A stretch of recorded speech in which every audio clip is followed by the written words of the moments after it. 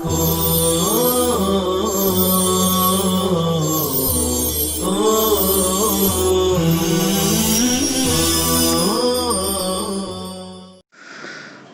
لله رب العالمين والصلاة والسلام على سيد الأنبياء والمرسلين سيدنا محمد وآله وصحبه أجمعين.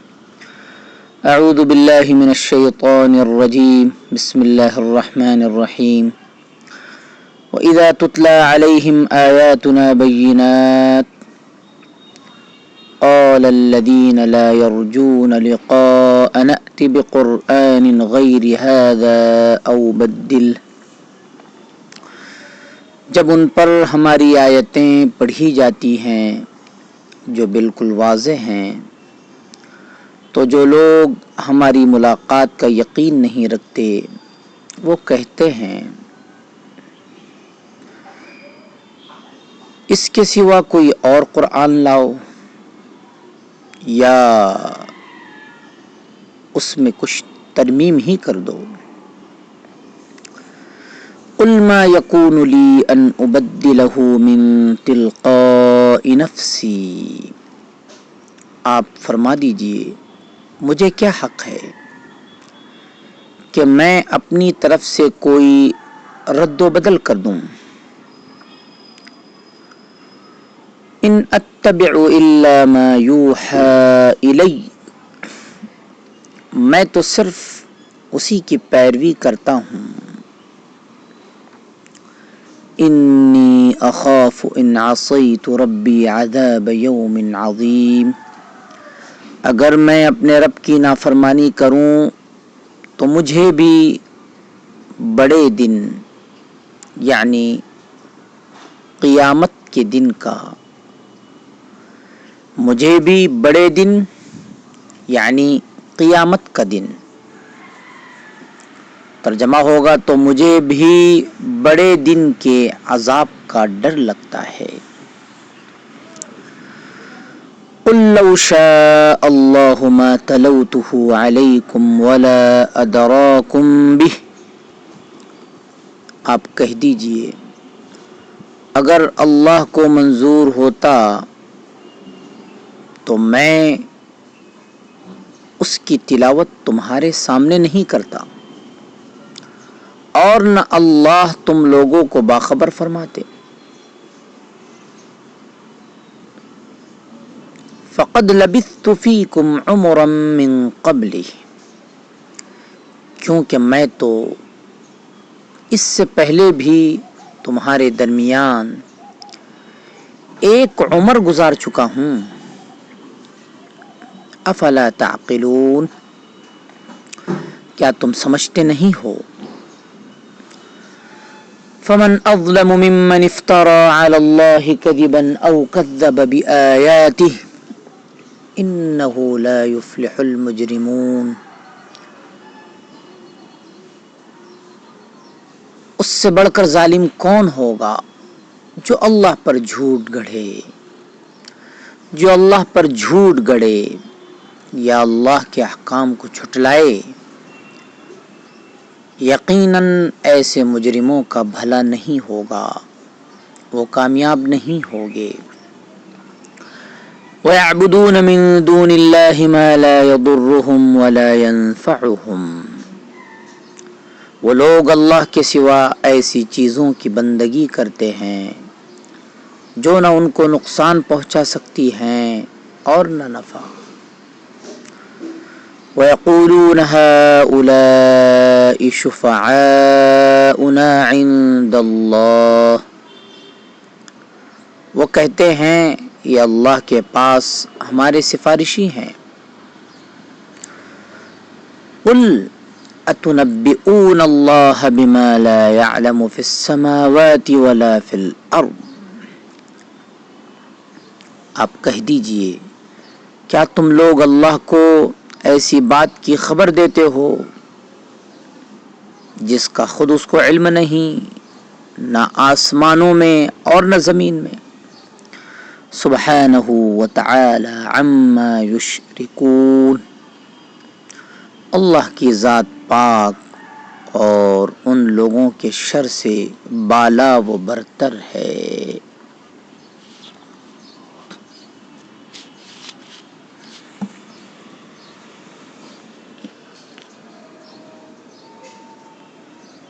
بینات یہ جمع ہے، واحد ہے بینہ،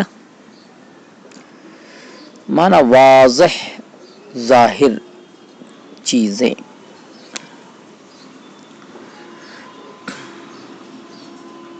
ائتی یہ فعل امر واحد مذکر حاضر کا صیغہ ہے، اتیان مصدر ہے۔ یہ با حرف کی وجہ سے متعدی ہو گیا، اصل معنی ہے آنا، لیکن جب یہ متعدی ہو جائے تو معنی ہوتا ہے لانا۔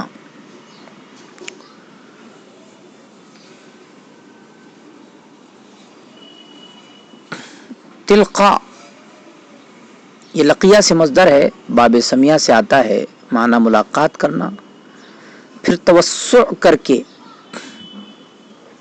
طرف اور جانب کے معنی میں استعمال ہونے لگا۔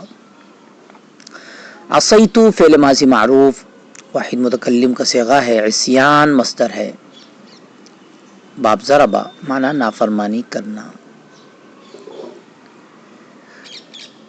لا ادراکم،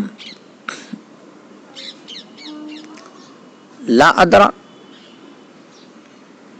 یہ فعل ماضی منفی صیغہ واحد مذکر غائب ہے، ادراء مصدر ہے، باب فعال، معنی اطلاع دینا۔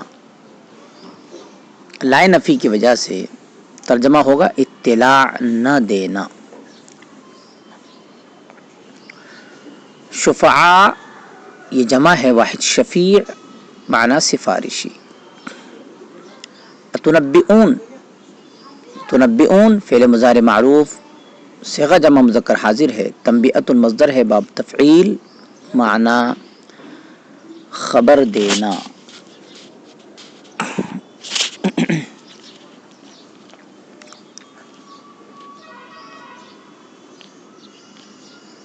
اذا، اذا یہ شرطیہ ہے، متضمن بمعنی شرط ہے، پورا جملہ شرط ہوگا۔ بینات یہ حالت نصبی میں ہے، حال واقع ہے۔ قال الذین لا یرجون یہ جملہ جواب شرط ہے، لقاءنا یہ لا یرجون کا مفعول بھی ہے۔ بقرآن میں قرآن یہ موصوف ہے، غیر ہذا یہ اس کی صفت ہے، یا یوں کہیے کہ قرآن یہ مبدل منہ ہے، غیر یہ بدل ہے۔ تو قرآن موصوف مجرور تو صفت بھی مجرور ہوگی، مبدل منہ مجرور تو بدل بھی مجرور ہوگا، او حرف عطف ہے۔ ما یہ نافیہ ہے، یکون فعل ناقص ہے، ان ابدلہ میں جو ان مصدریہ ہے، ان مصدریہ کی وجہ سے یہ جملہ مصدر کی تعویل میں ہو کر یکون فعل ناقص کا اسم ہو جائے گا، لی یہ جار مجرور مل کر یکون کی خبر ہے۔ ان اتبعو یہ ان نافیہ ہے، انی اخاف ان عصیت ربی عذاب یوم عظیم۔ ان عصیت یہ جملہ شرط ہے، جواب شرط محذوف ہے، لیکن ما قبل والا جملہ جواب شرط کے معنی پر دلالت کر رہا ہے، اس وجہ سے جواب شرط کو حذف کر دیا گیا ہے۔ لو یہ حرف شرط ہے، پورا جملہ لو شاء اللہ یہ جملہ شرط ہے، لو شرطیہ تو اس کا مدخول یہ شرط ہوگا، ما تلوتہ علیکم ولا ادراکم بہ یہ جواب شرط ہے۔ فقد لبثت میں جو فا ہے یہ فا استنافیہ ہے، عمراً یہ مفعول فی کی وجہ سے منصوب ہے، بر بنائے مفعول فی منصوب ہے۔ افلا تعقلون میں جو فا ہے یہ فا تزیینیہ ہے، اس سے پہلے بھی ہم بتا چکے ہیں۔ فا یہ استنافیہ ہے، قدیماً یہ مفعول بہ واقع ہیں۔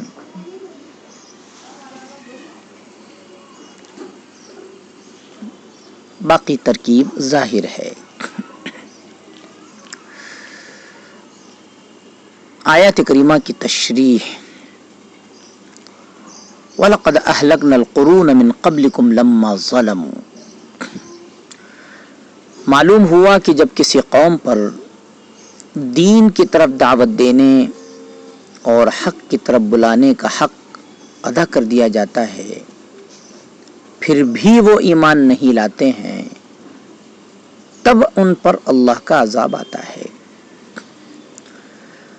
آج پوری دنیا میں ایمان سے محروم لوگوں کی طرف سے مسلمانوں پر زیادتی کا سلسلہ جاری ہے، لیکن پھر بھی اللہ کی طرف سے ان کی پکڑ نہیں ہوتی۔ یہ اسی لیے کہ مسلمانوں نے ان کے سامنے اسلام کی دعوت پیش ہی نہیں کی اور تبلیغ دین کا حق ہی ادا نہیں کیا، لہذا مسلمان بظاہر تو مظلوم ہیں، لیکن اللہ تعالیٰ کے اس قانون کے مطابق ظالم ہیں کہ انہوں نے اللہ تعالیٰ کے بندوں تک امانت یعنی ایمان کو نہیں پہنچایا جو ان کی بنیادی ذمہ داری تھی۔ وَإِذَا تُتْلَى عَلَيْهِمْ آيَاتُنَا بَيِّنَاتٍ، اللہ تعالیٰ کی شریعت کا مقصد یہ ہے کہ انسان کی خواہشات اعتدال سے باہر نہ ہو جائیں۔ انسان کی بہت سی خواہشات اخلاقی تقاضوں کے مغایر ہوتی ہیں اور بہت سی دوسرے انسانوں کے ساتھ حق تلفی اور ظلم و زیادتی کے بغیر پوری نہیں ہو سکتی۔ شرعی قوانین کے ذریعے انہیں پابند کیا جاتا ہے کہ ان کا کوئی عمل ظلم و زیادتی، بد اخلاقی اور بے شرمی کے دائرے میں نہ آ جائے۔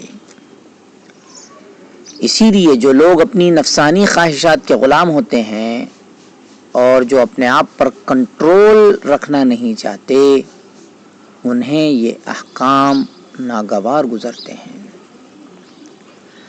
حضرت موسیٰ علیہ السلام جب تورات لے کر آئے تو ان کی قوم کو یہی اعتراض تھا کہ اس میں جو سخت احکام آ گئے ہیں ان میں تبدیلی کی جائے، یہاں تک کہ ان پر کوہ طور اٹھا لیا گیا۔ تب جا کر انہوں نے تورات پر عمل کرنے کی حامی بھری۔ اسی طرح قرآن مجید کے بارے میں اہل مکہ کا مطالبہ تھا کہ یا تو دوسرا قرآن مجید اتارا جائے یا قرآن مجید کے موجودہ احکام میں تبدیلی لائی جائے۔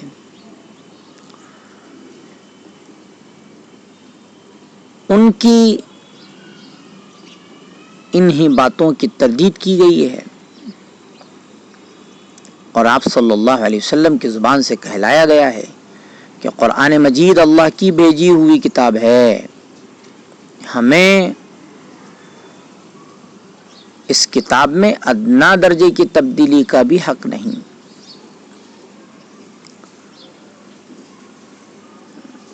ہر دور میں مذہب بیزار اور نفس کے پرستار لوگوں کا یہی مزاج رہا ہے کہ وہ خدائی تعلیمات میں تبدیلی کے خواہاں رہتے ہیں۔ موجودہ دور میں پردے کی مخالفت، سود، قمار اور شراب کی اجازت، زنا اور ہم جنسی کے تعلق کو درست ٹھہرانا وغیرہ اسی نوعیت کے مسائل ہیں۔ ان امور سے متعلق قریب تمام مذاہب کی تعلیمات یکساں ہیں۔ ہر مذہب میں سود، قمار، زنا، ہم جنسی اور بے پردگی کی ممانعت ہے، لیکن پھر بھی مغربی دنیا اپنے آپ کو عیسائی یا یہودی کہنے کے باوجود ان احکام کو قبول کرنے کے لیے تیار نہیں ہے اور خواہشات کے غلام بنی ہوئی ہے۔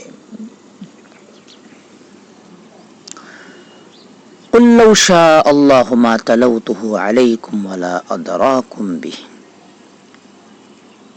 پیغمبروں کے داعی حق اور سچے ہونے کی سب سے بڑی دلیل یہی ہے کہ وہ عام انسانی سماج کا ایک حصہ ہوتے ہیں۔ سماج ہی کے درمیان ان کی زندگی گزرتی ہے، لیکن اخلاق و کردار کے اعتبار سے ان کی زندگی اتنی بے داغ ہوتی ہے، صاف شفاف ہوتی ہے کہ کسی کے لیے ان پر انگلی رکھنے کی گنجائش نہیں ہوتی۔ پھر جو شخص اپنے جیسے انسانوں کے معاملے میں جھوٹ نہیں بولتا اور دھوکہ نہیں دیتا، کیسے ممکن ہے کہ وہ اپنے خالق کے بارے میں جھوٹ بولے اور دھوکہ دیا کرے؟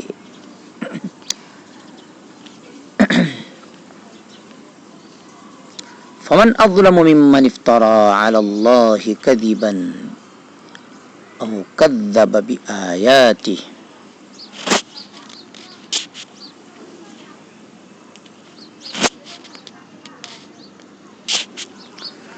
رسول اللہ صلی اللہ علیہ وسلم کی حدیثیں بھی اللہ ہی کی طرف سے ہیں۔